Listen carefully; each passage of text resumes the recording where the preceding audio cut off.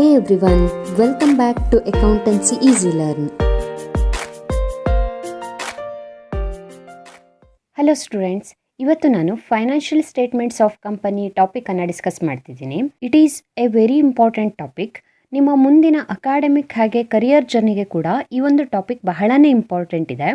ನಿಮಗೆ second PU ಸಿಲೆಬಸ್ಸಲ್ಲಿ just ಇದರ introduction ಮಾತ್ರ ಕೊಟ್ಟಿದ್ದಾರೆ.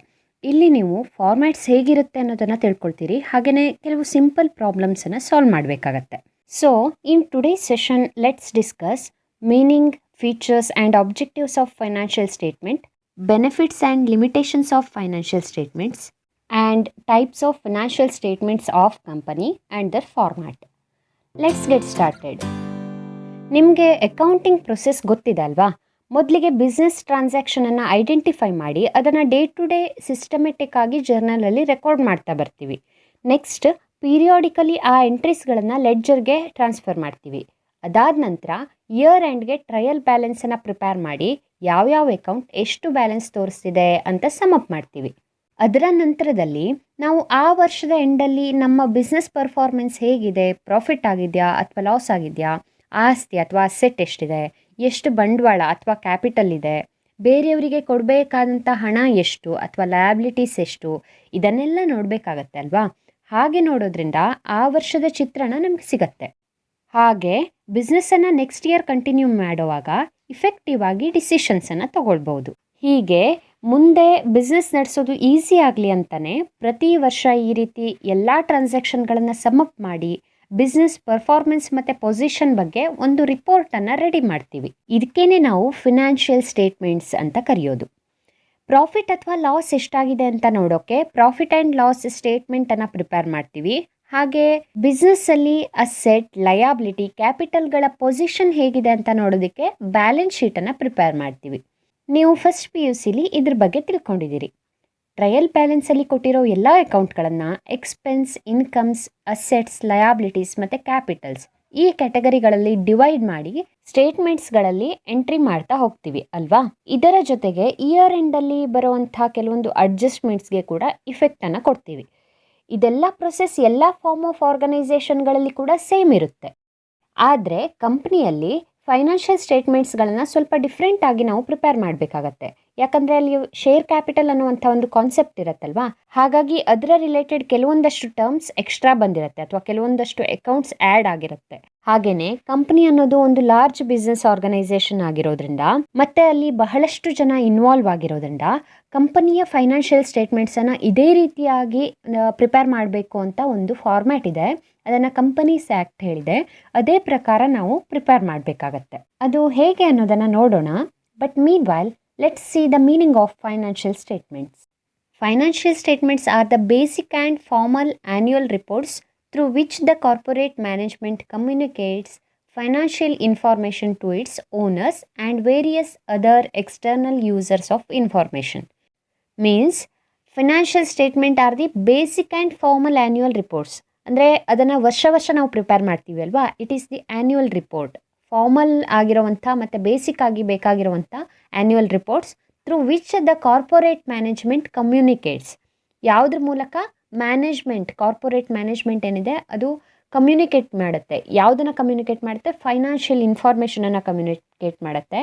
ಯಾರಿಗೆ ಕಮ್ಯುನಿಕೇಟ್ ಮಾಡುತ್ತೆ? To its owners and various others external users. Okay. In other words, it is the summary of accounts of a business enterprise which shows the position and performance of business in that financial year. Simple ಆಗಿ ಹೇಳಬೇಕಂದ್ರೆ ಇದು summary of account ಅಲ್ವಾ? So through which the business enterprise shows its position and performance of that year. ಅಂದರೆ ಆ financial ಇಯರ್ನ position ಮತ್ತು ಪರ್ಫಾರ್ಮೆನ್ಸನ್ನು ಯಾವುದ್ರ ಮೂಲಕವಾಗಿ ತೋರಿಸುತ್ತೋ ಆ ಒಂದು ಸಮ್ಮರಿ ಆಫ್ ಅಕೌಂಟಿಗೆ, ಸ್ಟೇಟ್ಮೆಂಟಿಗೆ ನಾವು ಫೈನಾನ್ಷಿಯಲ್ ಸ್ಟೇಟ್ಮೆಂಟ್ ಅಂತ ಹೇಳಿ ಕರಿತೀವಿ. ಇನ್ನು ಫೀಚರ್ಸನ್ನು ನೋಡಿದರೆ ಫೈನಾನ್ಷಿಯಲ್ ಸ್ಟೇಟ್ಮೆಂಟನ್ನು ಯಾವ ರೀತಿಯಾಗಿ ಪ್ರಿಪೇರ್ ಮಾಡ್ತೀವಿ? So first point, these are prepared at the end of each year. ಪ್ರತಿ ವರ್ಷ ಇದನ್ನು ಪ್ರಿಪೇರ್ ಮಾಡ್ತೀವಿ. ನಿಮಗೆ ಗೊತ್ತೇ ಇದೆ ಫೈನಾನ್ಷಿಯಲ್ ಸ್ಟೇಟ್ಮೆಂಟ್ ಅಂದರೆ ಪ್ರತಿ ವರ್ಷ ಇಯರ್ ಎಂಡಿಗೆ ನಾವು ಅದನ್ನು ಪ್ರಿಪೇರ್ ಮಾಡ್ತಾ ಹೋಗ್ತೀವಿ. Second point, these are prepared on the basis of recorded fact. ಅಂದರೆ ಫೈನಾನ್ಷಿಯಲ್ ಸ್ಟೇಟ್ಮೆಂಟನ್ನು ಆಲ್ರೆಡಿ ರೆಕಾರ್ಡ್ ಆಗಿರುವಂಥ ಏನು ಫ್ಯಾಕ್ಟ್ಸ್ ಇರುತ್ತೆ, ಆ್ಯಕ್ಚುಯಲ್ ಇನ್ಫಾರ್ಮೇಷನ್ ಇರುತ್ತೆ, ಅದರ ಬೇಸ್ ಮೇಲೇ ಪ್ರಿಪೇರ್ ಮಾಡಬೇಕು. So that is the second feature. Next, they should be prepared by following certain postulates and conventions so as to make it comparable. Financial ಸ್ಟೇಟ್ಮೆಂಟ್ಸನ್ನು prepare ಮಾಡುವಾಗ ಕೆಲವೊಂದಷ್ಟು ಪ್ರಿನ್ಸಿಪಲ್ಸ್ಗಳನ್ನು ಅಥವಾ ನಾವು ಅದಕ್ಕೆ ಪಾಸ್ಟುಲೇಟ್ಸ್ ಅಂತಲೂ ಕರಿತೀವಿ, ಕನ್ವೆನ್ಷನ್ಸ್ ಅಂತ ಕರಿತೀವಿ. ಪಾಸ್ಟುಲೇಟ್ಸ್ ಅಂದರೆ ಒಂದಷ್ಟು set of assumptions and conventions ಅಂದರೆ ಪ್ರಾಕ್ಟೀಸಿಂದ ಬಂದಿರೋವಂಥದ್ದು. ಇದೆಲ್ಲ ಪ್ರಿನ್ಸಿಪಲ್ಸ್ ಆಗುತ್ತೆ ಅಲ್ವಾ, ನೀವು ಕಲ್ತಿದ್ದೀರಿ ಇದನ್ನು ಫಸ್ಟ್ ಇಯರ್ ಸ್ಟಾರ್ಟಿಂಗಲ್ಲಿನೇ. ಸೊ ಅದನ್ನೆಲ್ಲ ಫಾಲೋ ಮಾಡಿ ನಾವು ಅದನ್ನು ಪ್ರಿಪೇರ್ ಮಾಡಬೇಕಾಗತ್ತೆ. This is the third point. Next point, they are historical in nature and always present the past performance. Financial statements past performance ಬಗ್ಗೆ ಒಂದು ರಿಪೋರ್ಟ್ ಕೊಡುತ್ತೆ ಹೊರತಾಗಿ ಫ್ಯೂಚರ್ ಪ್ರೆಡಿಕ್ಷನ್ಸನ್ನು ಕೊಡೋದಿಲ್ಲ. So it is historical in nature. These are some features of financial statements. Next let's see the objectives. Financial ಸ್ಟೇಟ್ಮೆಂಟ್ಸನ್ನು ಯಾತಕ್ಕೋಸ್ಕರ prepare ಮಾಡ್ತಾರೆ ನೋಡ್ತಾ ಹೋಗೋಣ. First point, to provide information about earning capacity or performance of the business. ಅಂದರೆ ಬಿಸ್ನೆಸ್ಸಲ್ಲಿ profit ಆಗಿದೆಯಾ ಅಥವಾ loss ಆಗಿದೆಯಾ, ಪ್ರಾಫಿಟ್ ಆಗಿದ್ದಿದ್ರೆ ಯಾವ ಮಟ್ಟದಲ್ಲಿ ಆಗ್ತಾ ಇದೆ, ಅರ್ನಿಂಗ್ ಕೆಪಾಸಿಟಿ ಎಷ್ಟು, ಇದನ್ನು ತಿಳ್ಕೊಳ್ಳೋದಕ್ಕೆ ಫೈನಾನ್ಷಿಯಲ್ ಸ್ಟೇಟ್ಮೆಂಟ್ಸನ್ನು ಪ್ರಿಪೇರ್ ಮಾಡ್ತಾರೆ. ಅದೇ ರೀತಿ to provide information about economic resources and obligations of business. ನಾವು ಸಿಂಪಲ್ ಆಗಿದ್ದಕ್ಕೆ ಪೊಸಿಷನ್ ಅಂತ ಹೇಳಿ ಕರಿಬೋದು. So economic resources and obligations ಅಂದರೆ ಏನಾಗುತ್ತೆ, ಅಸೆಟ್ ಮತ್ತು ಲಯಾಬಿಲಿಟಿ ಎಷ್ಟೆಷ್ಟಿದೆ, ಯಾವ ರೀತಿ ಆಗಿದೆ ಅನ್ನೋದನ್ನು ತಿಳ್ಕೊಳ್ಳೋದಕ್ಕೆ ಈ ಒಂದು ಫೈನಾನ್ಷಿಯಲ್ ಸ್ಟೇಟ್ಮೆಂಟ್ಸನ್ನು ನಾವು ಪ್ರಿಪೇರ್ ಮಾಡ್ತೀವಿ. ಅದೇ ರೀತಿ to form basis for decision making, ಅಂದರೆ ಡಿಸಿಷನನ್ನು ತಗೊಳ್ಳೋದಕ್ಕೆ, ಮ್ಯಾನೇಜ್ಮೆಂಟಿಗೆ ಡಿಸಿಷನ್ ತಗೊಳ್ಳೋದಕ್ಕೆ ಹೆಲ್ಪ್ ಮಾಡೋದಕ್ಕೆ ಈ ಒಂದು ಫೈನಾನ್ಷಿಯಲ್ ಸ್ಟೇಟ್ಮೆಂಟ್ಸನ್ನು ಪ್ರಿಪೇರ್ ಮಾಡ್ತಾರೆ. Next point, to judge effectiveness of management ಯಾವ ರೀತಿಯಾಗಿ ಪರ್ಫಾರ್ಮೆನ್ಸ್ ಮಾಡ್ತಾ ಇದೆ, ಎಲ್ಲ ಸರಿಯಾದ ರೀತಿಯಲ್ಲಿ ಮ್ಯಾನೇಜ್ ಆಗ್ತಾ ಇದೆಯಾ ಅಥವಾ ಏನಾದರೂ ಪ್ರಾಬ್ಲಮ್ಸ್ ಆಗಿದೆಯಾ, ಇದನ್ನೆಲ್ಲ ತಿಳ್ಕೊಳ್ಳೋದಕ್ಕೆ, ಅದರ ಎಫೆಕ್ಟಿವ್ನೆಸ್ಸನ್ನು ತಿಳ್ಕೊಳ್ಳೋದಕ್ಕೆ ಫೈನಾನ್ಷಿಯಲ್ ಸ್ಟೇಟ್ಮೆಂಟ್ಸನ್ನು ಪ್ರಿಪೇರ್ ಮಾಡ್ತಾರೆ. These are some objectives of financial statement. Next let's see the benefit of financial statement. Financial ಸ್ಟೇಟ್ಮೆಂಟಿಂದ ಏನೇನು ಯೂಸಸ್ ಇದೆ ಅನ್ನೋದನ್ನು ನೋಡೋಣ.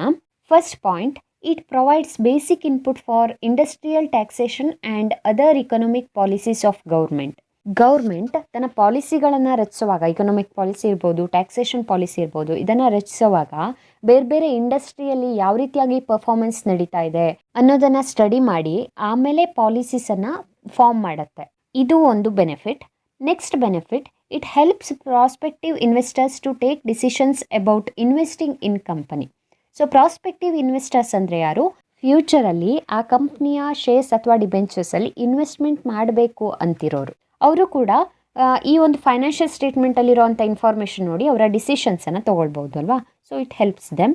Next point, it helps lenders in granting credit to company. Lenders ಅಂದರೆ ಕಂಪ್ನಿಗೆ ಲೋನ್ ಕೊಡೋರು ಯಾರಿರ್ತಾರೆ ಅವರು ಕೂಡ ಫೈನಾನ್ಷಿಯಲ್ ಸ್ಟೇಟ್ಮೆಂಟನ್ನು ನೋಡಿಕೊಂಡು ಆ ಒಂದು ಕಂಪ್ನಿಯ ಪರ್ಫಾರ್ಮೆನ್ಸ್ ತಿಳ್ಕೊಳ್ಬೋದು. If it is in solvent position they can grant the loans. So it helps them in taking decisions. Next, it helps shareholders to know performance of their holdings and help in decision making. Again, share holders ಯಾರಿರ್ತಾರೆ ಅಂದರೆ ಕಂಪ್ನಿಯ ಒಂದು ಶೇರ್ಸಲ್ಲಿ already investment ಮಾಡಿರೋರು, ಅವರಿಗೆ ಕೂಡ ಅವರ ಶೇರ್ಸಿನ ಪರ್ಫಾರ್ಮೆನ್ಸನ್ನು ತಿಳ್ಕೊಳ್ಬೋದು. ಹಾಗೆ ಶೇರ್ಸನ್ನು ಇಟ್ಕೊಳ್ಬೇಕಾ ಅಥವಾ ಬೇರೆಯವರಿಗೆ ಸೇಲ್ ಮಾಡಬೇಕಾ ಇದ್ರ ಬಗ್ಗೆ ಡಿಸಿಷನ್ ತೊಗೊಳೋದಕ್ಕೆ ಕೂಡ ಇದರಿಂದ ಹೆಲ್ಪ್ ಆಗುತ್ತೆ. These are some benefits of financial statements. Nextly, let's see the limitations of financial statements. Financial statement ಎಲ್ಲ ಕಡೆ ಯೂಸ್ ಆಗುತ್ತೆ ಅಂತ ಇಲ್ಲ. ಕೆಲವು ಸಂದರ್ಭಗಳಲ್ಲಿ ನಾವು ಅದನ್ನು ರೆಫರ್ ಮಾಡೋದ್ರಿಂದ ನಮಗೆ ಬೇಕಾದಂಥ ರಿಸಲ್ಟ್ ಸಿಗದೇ ಇರ್ಬೋದು. ಅಂಥ ಒಂದು ಲಿಮಿಟೇಷನ್ಸ್ ಯಾವ್ಯಾವುದು ಅಂತ ನೋಡ್ತಾ ಹೋಗೋಣ. First one, it does not reflect current situation as it is prepared on the basis of historical cost. So ಇದು ಪಾಸ್ಟ್ ಪರ್ಫಾರ್ಮೆನ್ಸನ್ನು ತೋರಿಸೋವಂಥ ಒಂದು ಸ್ಟೇಟ್ಮೆಂಟ್ ಆಗಿರತ್ತಲ್ವಾ. ಆದರೆ ಕರೆಂಟ್ ಸಿಚುವೇಶನ್ ಅಲ್ಲಿ ತೋರಿಸಿದ ರೀತಿ ಇಲ್ಲದೆ ಇರ್ಬೋದು, ಅದನ್ನು ಫೈನಾನ್ಷಿಯಲ್ ಸ್ಟೇಟ್ಮೆಂಟ್ ಹೇಳೋದಿಲ್ಲ. Next, it does not provide important quantitative or non monetary information. ಕೆಲವೊಂದಷ್ಟು ನಾನ್ ಫೈನಾನ್ಷಿಯಲ್ ಇನ್ಫಾರ್ಮೇಷನ್ಸ್ ಇರುತ್ತೆ, ಅಲ್ಲಿ ಮನಿ ಇನ್ವಾಲ್ವ್ ಆಗಿರೋದಿಲ್ಲ, ಆದರೆ ಅದು ಇಂಪಾರ್ಟೆಂಟ್ ಆಗಿರುತ್ತೆ ಬಿಸ್ನೆಸ್ಸಿಗೆ. ಅಂಥ ಒಂದು ಇನ್ಫಾರ್ಮೇಷನ್ಗಳನ್ನು ಫೈನಾನ್ಷಿಯಲ್ ಸ್ಟೇಟ್ಮೆಂಟ್ ಡಿಸ್ಕ್ಲೋಸ್ ಮಾಡೋದಿಲ್ಲ. Next one, lack of accurate records on intangible asset. Intangible asset ಅಂದರೆ ಗುಡ್ ವಿಲ್ ಅಥವಾ ಲೈಸೆನ್ಸ್ ಇರ್ಬೋದು, ಕಾಪಿರೈಟ್ ಇರ್ಬೋದು, ಈ ರೀತಿಯದ್ದು. ಇದರ ವ್ಯಾಲ್ಯೂ ಕಂಪ್ನಿಯ ಒಂದು ವ್ಯಾಲ್ಯೂಯೇಷನ್ ಮೇಲೆ ಬೇಸ್ ಆಗಿರೋದ್ರಿಂದ ಅದರ ರೆಕಾರ್ಡ್ಸ್ ಅಕ್ಯುರೇಟ್ ಆಗಿದೆ ಅಂತ ಹೇಳೋದಕ್ಕಾಗಲ್ಲ. Next point, there is always a chance for fraudulent activities or misleading information. Financial statements ಅಲ್ಲಿ ಕಂಪ್ನಿ ತನ್ನ ಎಕ್ಸಾಕ್ಟ್ ಪರ್ಫಾರ್ಮೆನ್ಸ್ ಅಥವಾ ಪೊಸಿಷನ್ ಅನ್ನ ಡಿಸ್ಕ್ಲೋಸ್ ಮಾಡದೇ ಇರ್ಬೋದು ಅಥವಾ ಏನಾದರೂ ಫ್ರಾಡ್ಸ್ ಮಾಡಿರ್ಬೋದು. ಹಾಗಾಗಿ ಕೆಲವೊಂದು ಸಲ ಇನ್ಫಾರ್ಮೇಷನ್ಸ್ ಮಿಸ್ಲೀಡಿಂಗ್ ಆಗಿರೋ ಚಾನ್ಸಸ್ ಇರುತ್ತೆ. So these are some limitations of financial statements. ಇಲ್ಲಿ ನಮಗೆ ಬಂದಿರೋಂಥ ಇನ್ನೊಂದು ವರ್ಡ್ ಅಂದರೆ ಪಾಸ್ಚುಲೇಟ್ಸ್. ನಾವು ಅದಕ್ಕೆ ಪ್ರಿನ್ಸಿಪಲ್ಸ್ ಅಂತಾನೂ ಕರಿತೀವಿ. ನೀವು ಇದರ ಬಗ್ಗೆ ಫಸ್ಟ್ ಇಯರಲ್ಲಿ ಆಲ್ರೆಡಿ ಕಲ್ತಿದ್ದೀರಿ. Postulates means basic assumptions. ಕಂಪ್ನಿಯಲ್ಲಿ ಅಕೌಂಟಿಂಗನ್ನು ಪ್ರಾಕ್ಟೀಸ್ ಮಾಡುವಾಗ ಏನೇನೆಲ್ಲ ಅಸ್ಯೂಮ್ ಮಾಡ್ಕೊಂಡಿರ್ತೀವಿ ಅವುಗಳಿಗೆ ಪಾಸ್ಚುಲೇಟ್ಸ್ ಅಂತ ಹೇಳಿ ಕರಿತೀವಿ. Some examples for postulates are going concern postulate, money measurement postulate, realisation postulate etcetera. ಇದ್ರ ಬಗ್ಗೆ ಅಕೌಂಟಿಂಗ್ ಪ್ರಿನ್ಸಿಪಲ್ಸ್ ಅನ್ನೋ ಹೆಡ್ಡಿಂಗಲ್ಲಿ ನೀವು ಫಸ್ಟ್ ಇಯರಲ್ಲಿ ಆಲ್ರೆಡಿ ಕಲ್ತಿದ್ದೀರಿ. ಇನ್ನು types of financial statements of company. ಕಂಪ್ನಿಲಿ ಯಾವ್ಯಾವ ರೀತಿಯ ಫೈನಾನ್ಷಿಯಲ್ ಸ್ಟೇಟ್ಮೆಂಟ್ಸನ್ನು ಪ್ರಿಪೇರ್ ಮಾಡ್ತೀವಿ ನೋಡೋಣ. First one balance sheet. ಇದಕ್ಕೆ ನಾವು ಪೊಸಿಷನ್ ಸ್ಟೇಟ್ಮೆಂಟ್ ಅಂತ ಹೇಳಿನೂ ಕರಿತೀವಿ. Second one statement of profit and loss. ಇಲ್ಲಿ ನಾವು ಪ್ರಾಫಿಟ್ ಆ್ಯಂಡ್ ಲಾಸ್ ಅಕೌಂಟ್ ಅಂತ ಹೇಳಿ ಕರೆಯೋದಿಲ್ಲ. ಕಂಪ್ನಿಲಿ ನಾವು ಅದಕ್ಕೆ ಸ್ಟೇಟ್ಮೆಂಟನ್ನು ಪ್ರಿಪೇರ್ ಮಾಡಬೇಕು, not account. Okay, so debit credit side ಇರೋದಿಲ್ಲ ಇಲ್ಲಿ. ನಾವು ಈ ಸ್ಟೇಟ್ಮೆಂಟಿಗೆ ಇನ್ಕಮ್ ಸ್ಟೇಟ್ಮೆಂಟ್ ಅಂತಾನೂ ಕರಿತೀವಿ. ಕಂಪ್ನಿಯ ಫೈನಾನ್ಷಿಯಲ್ ಪರ್ಫಾರ್ಮೆನ್ಸನ್ನು ನೋಡೋದಕ್ಕೆ ನಾವು ಈ ಸ್ಟೇಟ್ಮೆಂಟನ್ನು ಪ್ರಿಪೇರ್ ಮಾಡ್ತೀವಿ. ಕಂಪ್ನೀಸ್ ಅಂದಮೇಲೆ ಕಂಪ್ನೀಸ್ ಆ್ಯಕ್ಟ್ ಅಂಡರಲ್ಲಿ ಅದು ರಿಜಿಸ್ಟರ್ ಆಗಿರುತ್ತಲ್ವಾ. ಸೊ ಈ ರೀತಿ ಯಾವುದೇ ಕಂಪ್ನೀಸ್ ಆ್ಯಕ್ಟ್ ಅಂಡರಲ್ಲಿ ರಿಜಿಸ್ಟರ್ ಆಗಿದೆ ಅಂದಮೇಲೆ ಅದು ಆ ಕಂಪ್ನೀಸ್ ಆ್ಯಕ್ಟ್ ಹೇಳಿರೋವಂಥ ಒಂದು ಫಾರ್ಮ್ಯಾಟನ್ನೇ ಫಾಲೋ ಮಾಡಬೇಕಾಗತ್ತೆ. Revised schedule 3 to companies act 2013 gives format of balance sheet and statement of profit and loss. 2013 companies act ಬರೋದಕ್ಕೂ ಮೊದಲು ಕಂಪ್ನೀಸಲ್ಲಿ ಹಾರಿಜಾಂಟಲ್ ಆಗಿ ಬ್ಯಾಲೆನ್ಸ್ ಶೀಟನ್ನು ಪ್ರಿಪೇರ್ ಮಾಡ್ತಿದ್ರು. ಅಂದರೆ ನಾವು ಪಾರ್ಟ್ನರ್ಶಿಪ್ಪಲ್ಲೆಲ್ಲ ಪ್ರಿಪೇರ್ ಮಾಡಿದ ಹಾಗೇ ಲೆಫ್ಟ್ ಹ್ಯಾಂಡ್ ಸೈಡಲ್ಲಿ ಲಯಾಬಿಲಿಟೀಸನ್ನು ಬರೀತಿದ್ರು, ಹಾಗೆ ರೈಟ್ ಹ್ಯಾಂಡ್ ಸೈಡಲ್ಲಿ ಅಸೆಟ್ಸನ್ನು ಬರೀತಿದ್ರು. ಆದರೆ ಅಲ್ಲೂ ಕೂಡ ಒಂದು ಫಾರ್ಮ್ಯಾಟ್ ಇತ್ತು. ಅಂದರೆ ಅಲ್ಲಿ ಇಂತಿಂಥ ಹೆಡ್ಡಿಂಗ್ಸಲ್ಲಿ ಇಂತಿಂಥ ಐಟಮ್ಸ್ ಬರಬೇಕು ಅನ್ನೋದನ್ನು ಸ್ಪೆಸಿಫೈ ಮಾಡಿದ್ರು. ಈಗ ಕೂಡ ಹಾಗೇ ಇದೆ, ಆದರೆ ಹಾರಿಜಾಂಟಲ್ ಬದಲಾಗಿ ನಾವು ವರ್ಟಿಕಲ್ ಆಗಿ ಹಾಕ್ತಾ ಹೋಗ್ತೀವಿ ಬ್ಯಾಲೆನ್ಸ್ ಶೀಟನ್ನು ಅಥವಾ statement of profit and loss ಎರಡನ್ನೂ ಕೂಡ ವರ್ಟಿಕಲಿ ಪ್ರಿಪೇರ್ ಮಾಡ್ತೀವಿ. ಅಂದರೆ ಬ್ಯಾಲೆನ್ಸ್ ಶೀಟ್ ಈ ರೀತಿಯಾಗಿರುತ್ತೆ. ಮೊದಲಿಗೆ ನಾವು ಇಕ್ವಿಟೀಸ್ ಆ್ಯಂಡ್ ಲಯಾಬಿಲಿಟೀಸ್ ಅಥವಾ ಕ್ಯಾಪಿಟಲ್ ಮತ್ತು ಲಯಾಬಿಲಿಟಿನ 1 by 1 ಬರಿತಾ ಹೋಗ್ತೀವಿ. ಅದಾದ ನಂತರ ಅದರ ಟೋಟಲ್ ಬರೆದಾದ ನಂತರ ಕೊನೆಯಲ್ಲಿ ಅಸೆಟ್ಸನ್ನು ಅದರ ಕೆಳಗಡೆನೆ ಬರಿತಾ ಹೋಗ್ತೀವಿ. 1 by 1 ರೆಕಾರ್ಡ್ ಮಾಡ್ತಾ ಹೋಗ್ತೀವಿ. ಇಲ್ಲಿ ಹೆಡ್ಡಿಂಗ್ಸ್ ಇರುತ್ತೆ. ಪ್ರತಿಯೊಂದು ಐಟಮನ್ನು ಯಾವ ಹೆಡ್ಡಿಂಗ್ ಅಂಡರಲ್ಲಿ ಬರುತ್ತೆ ಅಂತ ಹೇಳಿ ನೋಡಿಕೊಂಡು ಅದರಲ್ಲಿನೇ ಹಾಕಬೇಕಾಗತ್ತೆ. ಆ್ಯಂಡ್ ಇಲ್ಲಿ ಮೇನ್ ಅಮೌಂಟ್ ಮಾತ್ರ ಬರಿತಾ ಹೋಗ್ತೀವಿ. ಬಟ್ ಇದಕ್ಕೆ ನೋಟ್ಸ್ ಅಂತ ಹೇಳಿ ಇರುತ್ತೆ. ನೋಟ್ಸ್ ನಂಬರನ್ನು ಇಲ್ಲಿ ಹಾಕ್ಕೊಳ್ತೀವಿ. ಹಾಗೆ ನೋಟ್ಸನ್ನು ಪ್ರಿಪೇರ್ ಮಾಡ್ತಾ ಹೋಗ್ತೀವಿ. Notes to balance sheet, notes to P&L statement, ಈ ರೀತಿಯಾಗಿ ಬರಿತಾ ಹೋಗ್ತೀವಿ. ಹಾಗೆ P&L ಸ್ಟೇಟ್ಮೆಂಟಲ್ಲಿ ಕೂಡ ಮೊದಲಿಗೆ ನಾವು ಇನ್ಕಮ್ಸನ್ನು ಬರಿತೀವಿ. ಅದರ ಟೋಟಲನ್ನು ಬರೆದಾದ ನಂತರ ಆಮೇಲೆ ಎಕ್ಸ್ಪೆನ್ಸಸ್ಸನ್ನು ಬರಿತಾ ಹೋಗ್ತೀವಿ. ಇದರಲ್ಲಿ ಕೂಡ ಹೆಡ್ಡಿಂಗ್ಸ್ ಇದೆ. ಪ್ರತಿಯೊಂದು ಎಕ್ಸ್ಪೆನ್ಸ್ ಯಾವ ಕ್ಯಾಟಗರಿಲಿ ಬರುತ್ತೋ ಅದೇ ಹೆಡ್ಡಿಂಗಲ್ಲಿ ಅದನ್ನು ಹಾಕಬೇಕಾಗತ್ತೆ.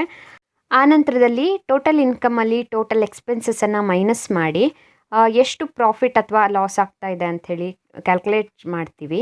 ಅದರ ನಂತರದಲ್ಲಿ ಟ್ಯಾಕ್ಸ್ ಎಷ್ಟು ಬರ್ತಾ ಇದೆ ಅಂತ ಕ್ಯಾಲ್ಕುಲೇಷನ್ ಮಾಡಿ ಅದನ್ನು ಲೆಸ್ ಮಾಡಿ ಬಂದಿರೋ ಪ್ರಾಫಿಟನ್ನು ಅಪ್ರಾಪ್ರಿಯೇಟ್ ಮಾಡ್ತೀವಿ. ಶೇರ್ ಹೋಲ್ಡರ್ಸಿಗೆ ಡಿವಿಡೆಂಡ್ ಕೊಡೋದಕ್ಕೆ ಯೂಸ್ ಮಾಡ್ತೀವಿ. ಇಲ್ಲಿ ಕೂಡ ನೆಸಸರಿ ಇರುವಂಥ ಐಟಮ್ಸಿಗೆ ನಾವು ನೋಟನ್ನು ಬರೀಬೇಕಾಗತ್ತೆ. ಅಂದರೆ ಯಾವ ಹೆಡ್ಡಿಂಗಲ್ಲಿ ಯಾವ್ಯಾವ್ದು ಬರ್ತಾ ಇದೆ ಅಂಥೇಳಿ.